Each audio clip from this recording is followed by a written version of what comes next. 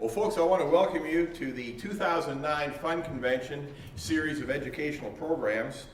As you probably heard, our first speaker was unable to attend the convention this year due to a death in the family. So our leadoff speaker this year is none other than the president of Fund, Mr. Bob Hurst. Many years ago, I met Bob, and we had a few conversations, and I sensed right away how dedicated he was to numismatics in general and to Fund in particular. And I urged him to run for the board of Fund, and of course he was elected, no surprise there. And I think we are very privileged to have him on our board. He has been one of the hardest working presidents in the history of this organization. And I'm not going to embarrass him by listing all the things he's done for Fund and all the things he continues to do, but he is a real asset and a real credit to our organization. And I would like everybody in this room to give a round of applause to Bob for what he continues to do. To say that we're delighted to have him speaking here is an understatement. Bob is extremely busy with the Fund Convention, and for him to take an hour out of his day to do this is really terrific, and we're so thankful that he did. My name, as most of you know, is Randy Campbell. This is my 31st consecutive year as Fund Director of Education. When I left Florida in 1989, I made a MacArthur-like pledge that I would be back, that I would return. And I am proud to announce that 3 days ago, my wife and I moved into a rental home in Land O'Lakes, Florida. The grading service I work for, ICG, and we're at table 1201, so combined pays a visit. ICG moved its headquarters from Denver to Tampa, and my wife and I are now back in Florida where we belong. So I did return. It was a little lengthy. It was almost 20 years, but I am back in Florida, and I could not be happier. But I'm not the subject matter. Bob is. Frankly speaking, it's my opinion that world coins don't get enough attention in the numismatic press and numismatic media. It is a strong, developing area of numismatic interest. I couldn't think of anyone better to give a presentation than this very honorable foreign coin dealer. Bob Hurst is going to talk to us about building a collection of world coins from Afghanistan to Zimbabwe. You pick the country. Bob's knowledgeable, and you folks are going to learn a lot during this educational presentation. So without any further ado, I want to introduce to you the president of Florida United Numismatists, Mr. Bob Hurst. Thank you, Bob. Thank you, Ray. Well, good afternoon, folks. I'm glad you decided to take a minute or two out of your time to come up here today. As Randy said, it was actually Randy who talked me into running for the Fund Board, and I've been on the board now for almost 16 years. And it's been a fantastic experience for me, especially after spending 21 years in the military, in the Air Force, traveling the world, being able to collect in the different countries that I was assigned in, coming back to the United States in 1986 up in Illinois. And what's kind of ironic is the fact that 8 years of my 21 I spent in Italy, and I would go out every single weekend looking for ancient coins. And over a period of those 8 years, I found over 30,000 ancient Roman and Greek coins. But I collected U.S. coins. So it was really strange. You know, what I did was I had friends back here in the States that collected ancients, and I would send these coins back to them, take the money that they would pay me for the ancients, and I'd buy U.S. coins. And then I came to the States and went, wow, you know, these U.S. coins, they all look the same. So then I started collecting ancient coins. And then I worked my way into foreign coins. But in reality, I've collected Morgan by type and Vam varieties. I collected bust halves by Overton variety. I collected large cents by all their varieties, which is a real pain. And I collected Roman by Emperor. And then I switched off and actually went to world crowns and thalers, which is really the neat area of foreign. So what I'd like to do today is just give you a nice overview. I'm not going to teach you how to collect foreign coins because it is just the biggest, largest conglomeration of things that you could possibly imagine. If you collect U.S. coins, if you get into a particular series, it's just the same thing, in my opinion. It's the same thing year after year after year after year, until finally somebody at the U.S. Mint says, that's enough, let's change it. Okay, in foreign coins, they're changed all the time, which makes it very interesting. So what I'd like to do is go ahead and go into this presentation for you. I'll try not to keep you here and bore you too long. As Randy said, my title is Afghanistan to Zimbabwe, Where to Start a Foreign Coin Collection. What constitutes a foreign coin? Now I'm going to do this as a question and answer type thing. I was a military instructor, so bear with me. Military instructors don't like to talk a lot, and we ask more questions than we do talking. What constitutes a foreign coin? Can anybody tell me? Non-U.S. Depends on where you're at. Not your country. If you're not in your country, right? Okay. If you step across the border in Canada or step across the border in Mexico, a U.S. coin is a foreign coin. Okay, that was one of the arguments that I had when I used to set up at the New York International. They disallowed any U.S. coins at the New York International. And I went up to the powers that be one day and I said, let me ask you a question. You have dealers from Australia, Japan, China, Switzerland, Germany, England, France. They're all here. And you don't allow them to bring U.S. coins. They're foreign coins to them. And this light went off in their head. So now at the New York International, they're allowed to bring U.S. coins, but they do have a date dropping point, and I believe it's somewhere around 1848 or something like that. But at least they get the notoriety now that U.S. in other countries is a foreign coin. Why would you want to collect foreign coins? Like I said, over the years of collecting U.S. coins, I found that I kind of got bored. I really did, because of different series that I collected. The only thing that really piqued my interest with U.S. coins is looking for varieties. The variety hunt is where it's at as far as I'm concerned, the U.S. coins. But if you're looking at foreign coins, you've got the artwork. You've got beautiful artwork, as a matter of fact. You've got historical, and you've got all kinds of short series in their particular country's coinage. I'm going to show you a couple of coins here, and I want you to tell me what these coins have in common. These are all foreign coins. It's a British crown. The other one before was a Brazilian crown. Here's a Mexican 8 real Captain Ray. Can anybody tell me what the common point between those three coins were? You want me to back up? Legal tender in the U.S.?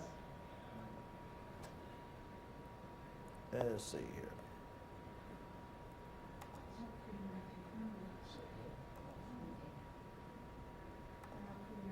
We'll go through it a little bit slower this time. They're all dated.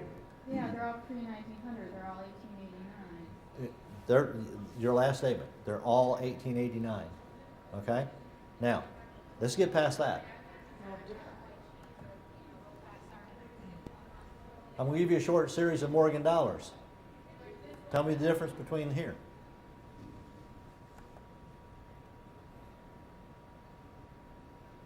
Only the date. Only the date. They look exactly the same. Exactly. Okay? So that's why, that's what kind of steered my interest going into foreign coins, was I can go to all these different countries and find all kinds of different series, and no series in a foreign country is nearly as long as the U.S. series. If you've got Morgan dollars from the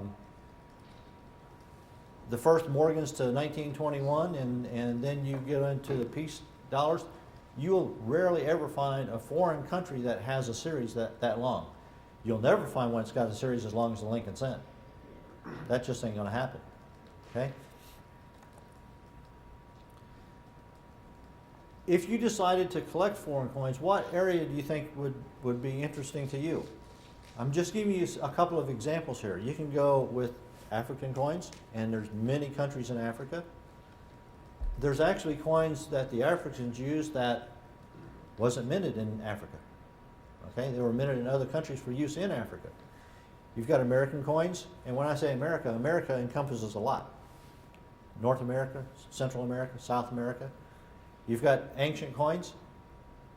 You've got Asian coins, European coins, Oriental and Oceanic coins. So that's a very, very large area to choose from if you want to collect ancient coins, or not ancient coins, but world coins.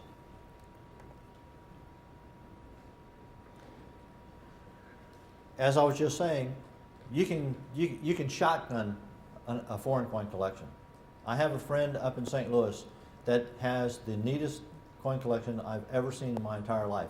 It starts in 1556 and goes to date, and there's not a single date missing. And the key to his collection is none of them can be US, and no two coins on either side of a coin can be from the same country. What an awesome collection that thing is. I mean, it's taken him about 40 years to put it together, but it is the most beautiful collection I think I've ever seen. Also very, very difficult to do. So if you want to go into foreign coins, there are many ways to go, very easy, just like if you want to collect Lincoln cents, Roosevelt dimes, or something like that. Those are relatively easy series. There are very easy series also in foreign coins. You can collect by metals, as you can here in the U.S. Gold, silver, bronze, copper, the types of coins. I'm breaking down the types of coins here into thalers, crowns, minors, and topical. Does anybody have a clue what thalers are? $12 is a dollar. Thalers are basically a dollar size. Okay, there's all kinds of numismatic rumors that the word dollar came from thaler, but you also have to remember that in the Netherlands they had a lion dollar before a lot of the thalers were made, so it's kind of interesting. I'll give you some ideas here. What are thalers? Thalers are large silver coins which were first struck in the 13th century. All of you can read this just as well as I can, so I'm not going to stand here and read it to you. The one catch as far as thalers are concerned is the Maria Theresa thaler. Originally minted in 1780, and then it was continually minted through about 1973 using the same date.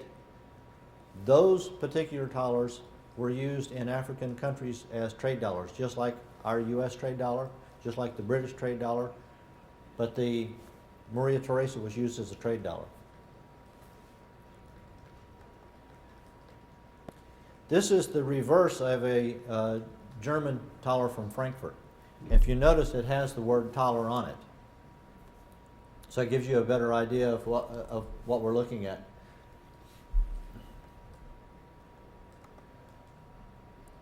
This is the reverse of a Maria Theresa. This is a restrike, and it's a very nice restrike. It's a proof restrike, probably done in the late 60s, early 70s.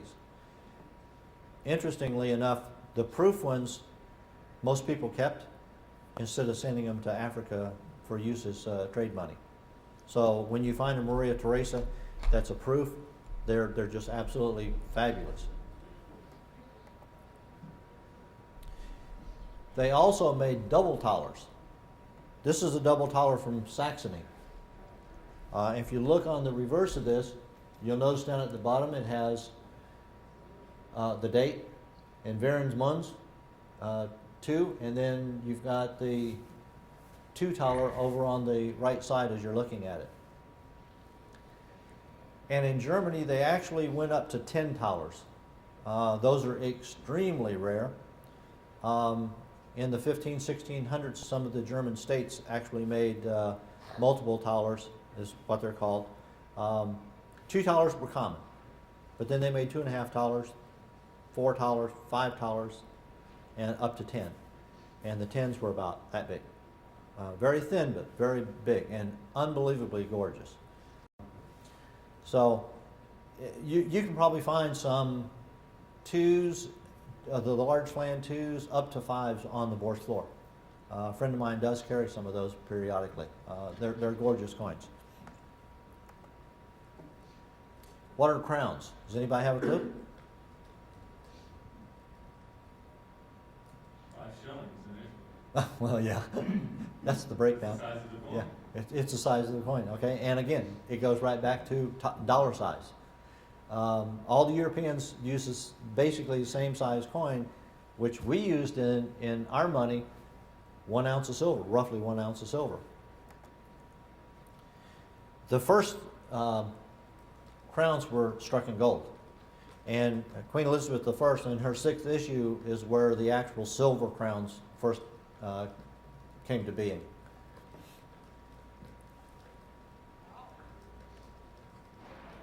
If you notice up there, almost all of your British crowns, up until modern times, were struck in 0.925 sterling silver. And that falls back on the verbiage they use in England as sterling crown or crown sterling. This is a early crown of Charles I. They were very crude, hand struck. During his reign, they transitioned over into milled coins.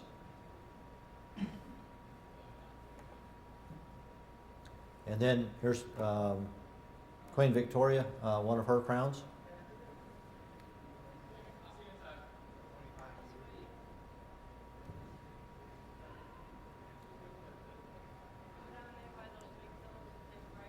I think that's out of place. That should have been up in front of the other two. Somehow I think I got that one out of place. Crown size coin. This is a coin of the Netherlands, which is a crown size coin, but it's not considered a crown. This is a ducatone, but it's the same size as a early crown and used basically the same way, same dollar value when you traded between countries. So not everybody used crowns or thalers. There are a few countries that use their own language on their coins. So this is a ducatone out of the Netherlands. Actually, it's Spanish Netherlands. And here's also another crown-size coin, being a Mexican pillar dollar,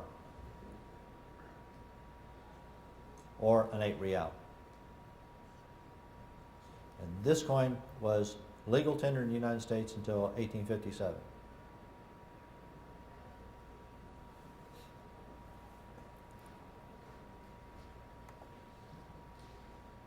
What are minor coins? Anything smaller than a crown or a dollar, basically. Okay? All countries use minor coins.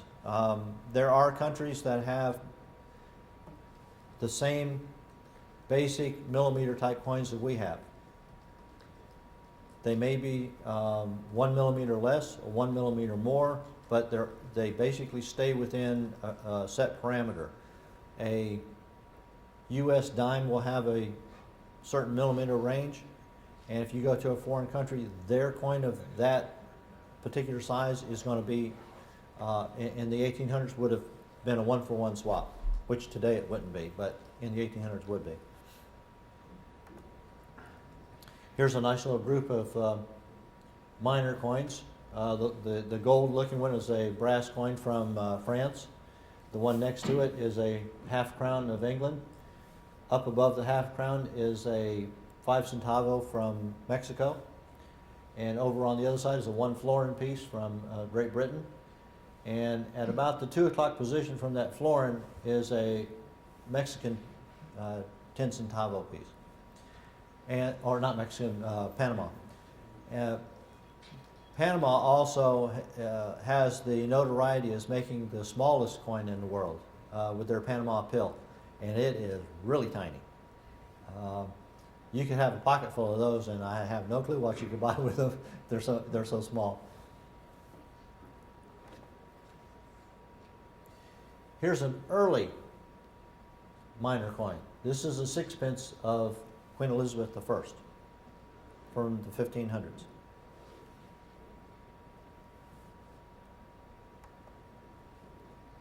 And here's a 4 real from Mexico. This was the Carlos and Johanna issue from 1551. Notice they put the 4 in there, and they did that with their 1s, 2s, 4s, and 8s. They would put the number in so you wouldn't confuse them.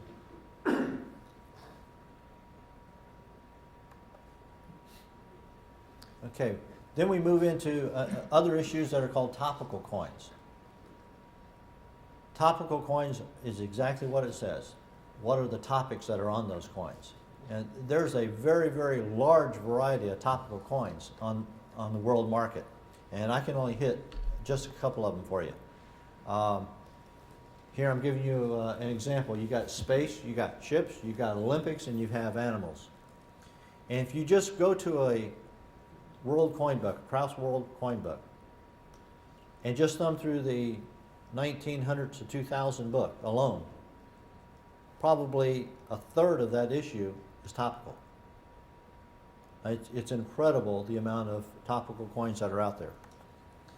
Here's one that's for space. What's interesting is I went to a dinner last month in honor of some astronauts, and General Stafford was at my table. It was really kind of neat. So I'll probably just keep this coin for a while to remember him. But that's one for space. Here's one for ships. I had to use Titanic.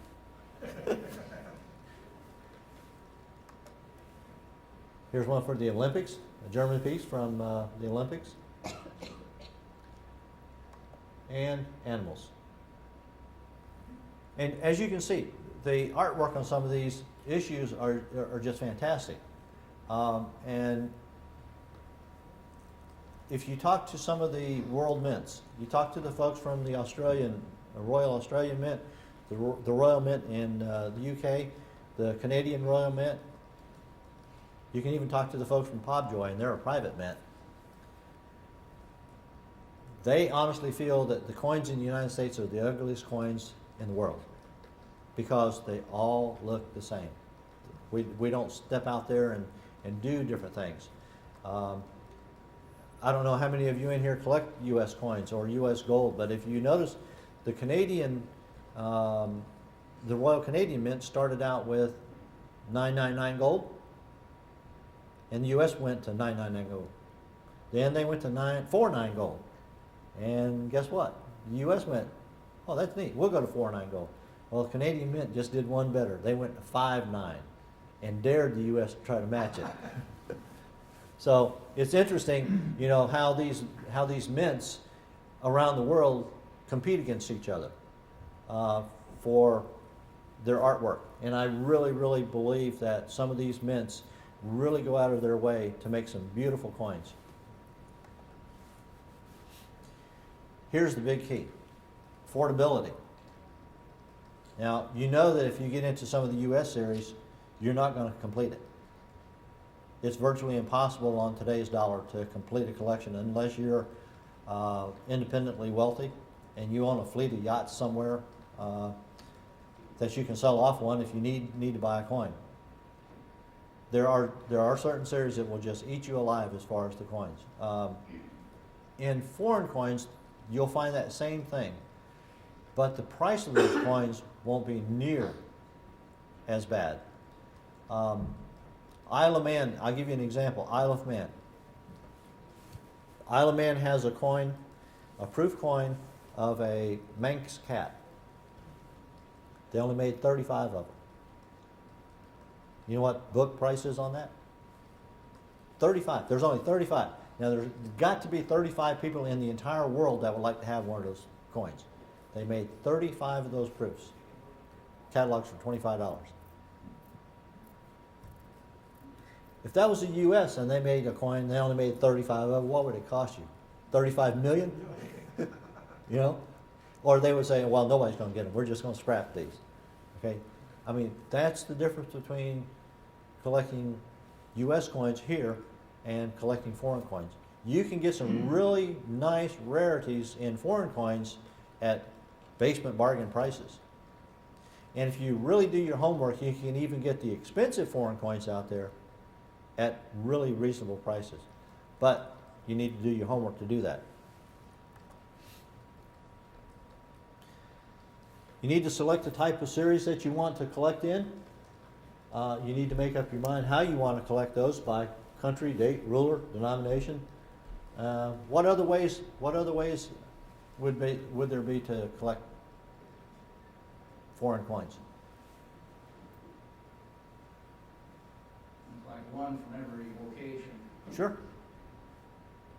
You can collect one from every location. You can collect those that only have females on them. You can collect them that only have animals. I mean, that's the whole key about collecting foreign coins, is the fact that you can go out there, set a goal for yourself, and probably make it. Where that's almost an impossibility with some of our coins. You can also collect here by provinces, states, city-states, territories, countries, and cities in foreign coins, which is very difficult to do here in the United States. First off, we don't have any provinces, okay? We don't have any territories anymore. Well, we do, kind of, sort of, but, and I can't think of any cities that do their own coins that are legal tender. So, you can do that with the foreign coins. Now, here's a question and answer session. Provinces, what countries might have provinces? Canada, right off the bat. States? Mexico. Germany. Okay. City-states? Germany. France, old France. Territories? Australia? Britain.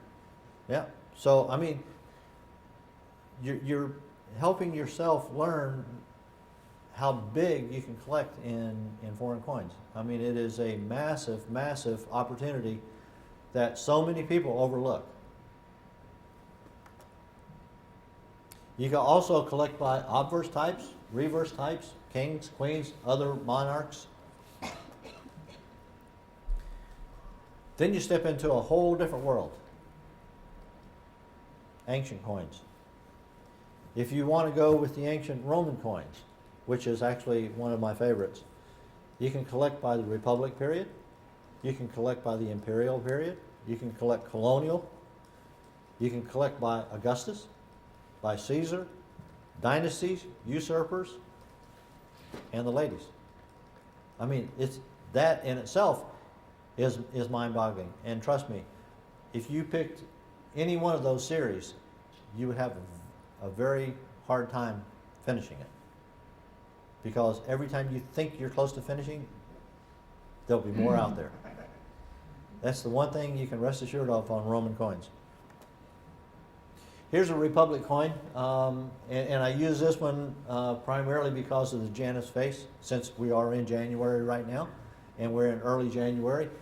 Do you know what the meaning of the Janus head is? Does anybody know what the background of Janus? Seeing the future and seeing the past. Yes. Janus is the god that sees the past and the future. So that's why we're in the month of January. You're right from the past coming into a new year, and you got a new year ahead of you. So this is a denarius, and it's a very early denarius of the Roman Republic. This is an as of Antoninus Pius, about 161 AD, 138 to 161. It's a very nice coin, very nicely centered, very affordable. If you just figure the age of it, if you said it was worth 25 cents a year, you couldn't afford it. Okay? But a coin like that you could probably buy down here on the bourse floor from anywhere from $75 to $300, depending upon who had it. So there's, the opportunity for those type coins is there. There are, when I first started with ancients back in the 70s, early 70s, you could go into Coin World and go to the advertising in the back for ancient coins, and there was a list about this long. Now it's like 2 pages. I think everybody advertises they have ancient coins.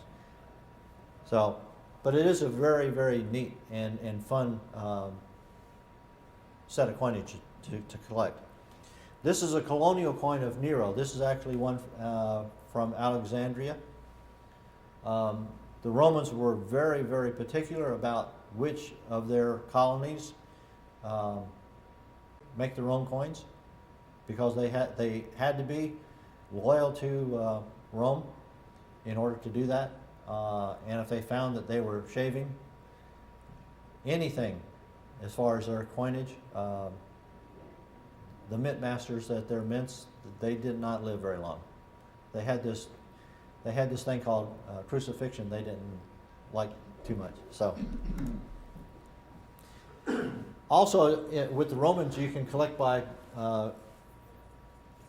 different series. You got the Orus, which is gold; denarius, which is silver; sestertius, which is their large bronze; depontius, middle bronze; as is the middle bronze.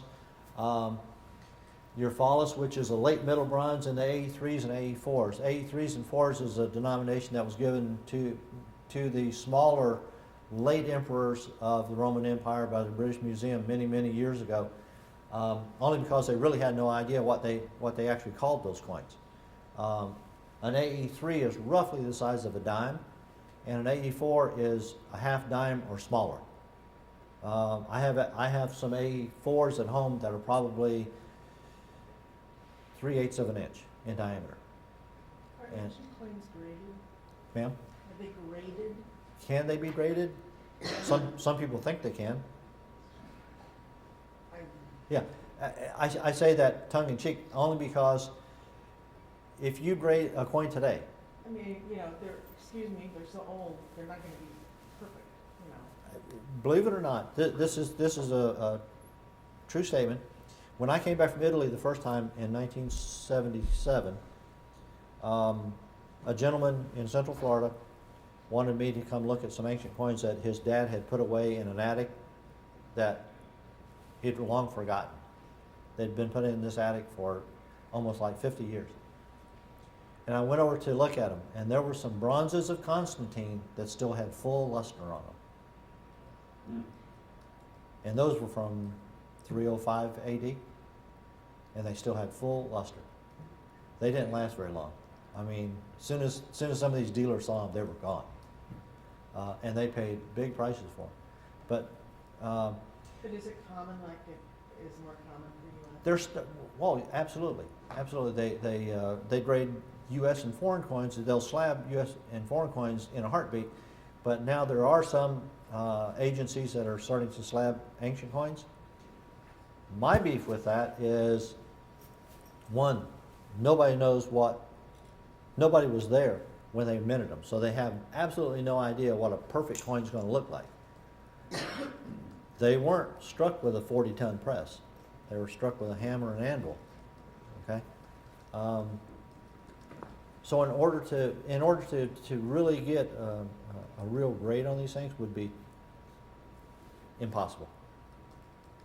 It really would be impossible. I mean, you can say a coin is XF, or you can say a coin is VF, and in reality, you might be okay. But there are certain series in the Roman coinage that might be standard. They've never seen one that looks better than what we would consider an XF. So, yeah, but there are grading services out there that will try to grade ancient coins. Did that answer your question? Now, same thing applies with the Greek coinage. Now, the Greek coinage is a little bit more difficult. First off, you got to be able to read the ancient Greek, and it's nowhere close to modern Greek. But there are people out there that can read it. But there too, you can collect by cities, city-states, classical or Hellenistic periods, and by kingdoms. You can also collect ancient Chinese coins by basically those same parameters. Cities, city-states, dynasties, emperors, designs, provinces, and size. Give you an idea. These are early Chinese coins. And if you'll notice this one over on the, to your right at the bottom corner, that's a bell. It's a Chinese bell coin. And the Chinese, they came up with all kinds of weird and illustrious ideas for their coinage. They made bells, they made little fish, they made what looks like a little bridge. They used bamboo. They actually used shells. And shells are, the shells that they used, they actually had to go to the islands to get them because they were not indigenous to China. So they brought those shells back to China, and they used them as currency. So in reality, those were the world's first coins. The Chinese then started casting coins in bronze, and threw in other metals along the way. But the Greeks are the ones that have been given the designation of being the first struck coins in the 700s, 700 BC. So, but the Chinese had coins much longer than anybody else. This gives you an idea of one of my favorite Chinese coins. This is a 100 cash coin, the large one, and I put the U.S. quarter there, and then the other little Chinese coin is also 100 cash, different periods. And every show that I go to, everybody asks me, why is the hole there? The Chinese carried these on strings, and they have found hordes of these of coins buried in pots. And what they've done is they've fused themselves together, and you get this long string of coins that are all fused together, but they got the shape of the pot. It's really neat. Actually, I was offered one of those from a dealer in Hong Kong one time, and I was really tempted. My wife wouldn't let me buy it, but it was a dust collector, she told me. But it was really, really neat. But also, since these are cast, by having the hole in the center, when you're pouring the molten bronze into the clay cast, it will form around that hole much better than trying to fill that complete thing. Because what happens is you'll get a pressure that will build back, and it won't fill completely. But with that hole there, it will fill. And the Chinese figured that out real quick. Now you do have modern coins that have holes in them, and they're struck coins. That doesn't make any difference because a struck coin is going to fill no matter what. Condition is also a big factor in foreign coins, just like the U.S. You can go out on the floor today and buy $1 million worth of VF coins and leave this convention center, and 5 years from now you'll have $1 million worth of VF coins. If you go down and spend that $1 million on the best coins that you can find, 5 years from now, you might be surprised. Because the nicer the coins that you pick up, the better chance you're going to have down the road of liquidating those if you wanted to do that. Now, I know there's a lot of us in here that are die-hard collectors, and we don't ever want to see our collections leave. Some of us has wives that want them gone before we're gone, mine included. She keeps telling me I need a list and who to go to. But that's the whole key, is collect what you're interested in, collect what you can afford. But if you can afford to spend $10 on 5 coins, and you find one coin for $10 that's really nice, you're better off buying that one $10 coin, because it's going to give you the best return if and when you need to turn that back out. Books, everybody in here has heard dealers say, buy the books before you buy the coins. And I'm a stickler for that. Do some homework before you do anything. If you're going to go start looking at coins to collect, look at the series that you really like. Look at the coins that you think you want to do. Go buy a book that covers that series. Study that, so you'll have an idea of what's there and what's available. You'll be one up on most of those dealers that are down there, because I guarantee you that the average U.S. dealer that's on that floor that has 5 and 6 double row boxes of foreign coins doesn't have a clue what those coins are worth. So if you go down there with the attitude of, I know what I'm doing, you can get some good buys. This is a portion of my library at home. It covers ancient Greek, Roman, medieval, modern, foreign, and all U.S.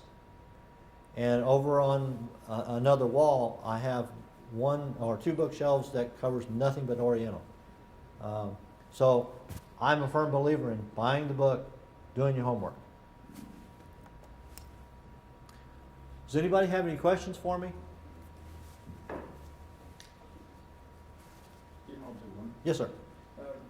You kind of poo-pooed the grading of ancient coins. However, for a beginner or even an intermediate collector, being able to rate or grade the coins would seem to have a great deal of merit. And the only place to go is to see someone who has more experience than you. True, So, true. So doesn't that have, right there, doesn't that justify and support the need for grading, just to educate? But the problem with grading ancients is, what is the grade? Nobody knows what the high and low is, okay? Okay, And when no these, fleur de coin, but still, why would that matter if the coin has obvious wear? Why can't we say it's a worn coin? you could, but where I have a hard time with it is when they try to put them in a slab, because now all of a sudden that is gospel. But maybe it's a guess, and I understand you're saying it's a guess, but they're a guess from someone who does this daily for a year or two or three, may be a lot better guess than someone who's picking it up for the first time. And Oh, saying, sure, "I'd like to absolutely, start." absolutely. I agree with that wholeheartedly. You know, if you're new to it and that's what you want to collect, and what I would do is I would look at the ones that are in slabs Mhm. and then walk the floor and find them without the slabs. Okay. So you Because- don't have to pay for the premium. Exactly. That's probably, sounds like what your real issue is you don't want to pay the premium for the plastic. when you- Yeah. Well, first off, people that collect foreign hate slabs. Okay, Foreign coins are meant to be held and enjoyed. okay. Very good.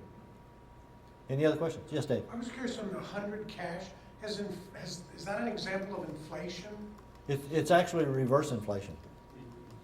Yeah, the 100 cash, the large one is 1851, and the other one is from about 1921. Yeah, it went the other way. Any other questions? Okay, thank you very much. Enjoy, if you decide to take up collecting foreign coins or ancient coins, enjoy it. If I could ever help anybody with any issues with foreign or ancient coins, I'd be more than happy to. Thank you. Been doing it for quite a while, and it's actually one of the most better experiences that I've had is dealing with foreign and ancients. Okay, thank you very much.